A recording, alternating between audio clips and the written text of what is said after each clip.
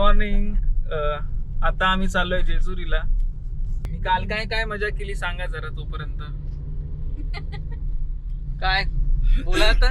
सुरुवातीला आम्ही महालक्ष्मी मंदिरला गेलो. तिकडे देवीचं दर्शन झालं. त्यानंतर आम्ही नरसोबाच्या वाडीला गेलो आणि भूक फारच लागलेली. त्यानंतर आम्ही कुठे दत्तछायामध्ये थाळी जेवली. व्हेज थाळी खाल्ली. अक्षय पात्रे सांगतील त्यांचा अनुभव. व्हेज थाळी खूप छान. बंद करून दिलास. व्हेज थाळी खूप छान होती. त्यात स्पेशली वांग्याची भाजी खूप आवडली. श्रीखंड छान होतं तिकडे. पण ओव्हरऑल स्वस्तात मस्त जेवण खूप सुपर्ब होतं. चटणी आम्ही अनलिमिटेड आणि मेन म्हणजे ही थाळी अनलिमिटेड आहे पर पर्सन. सो दॅट 120 रुपयात तुम्ही अनलिमिटेड जेवण जेवू शकता. दत्तछाया हॉटेल जे आहे ते नरसोबाच्या वाडीचं जे मंदिर आहे तिकडून पुढे आल्यावरती तुम्हाला लगेच मिळेल. Parking towards parking. ठीक आहे.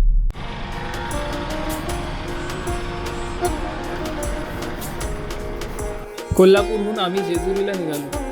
वाटेत उसाची, गव्हाची आणि सूर्यफुलाची शेती पाहत आम्ही गावागावातून जात होतो.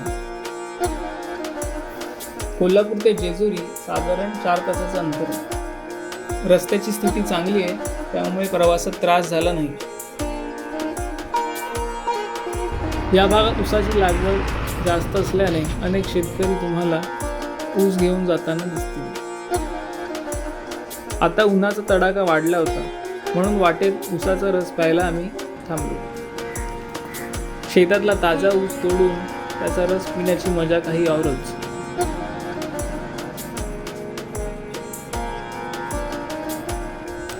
बाजूलाच असलेल्या ऊसाच्या मळ्यात फोटो काढून आम्ही पुढे निघालो. सोन्याची जेजुरी. मंदिराच्या पायथ्याशी भंडारा घेऊन आम्ही दर्शनासाठी रांग लावली. मार्तंड भैरव म्हणजेच खंडोबा, महाराष्ट्राचं लाडकं आराध्य कुलदैवत. रविवार असल्याने मंदिरात गर्दी होती त्यामुळे फारसं शूट करता आलं नाही.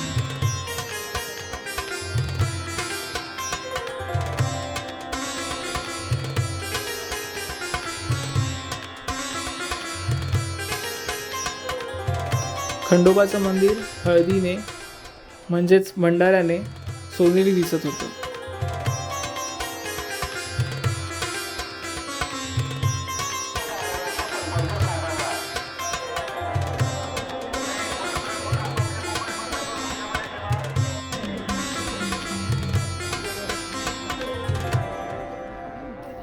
दर्शन घेऊन झाल्यावरती आम्ही मुंबईकडे मार्गस्थ झालो.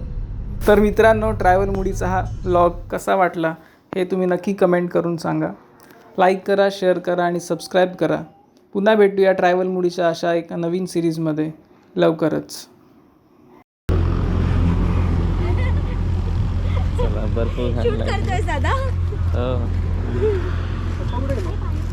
शूटिंग केल्यानंतर शेतामध्ये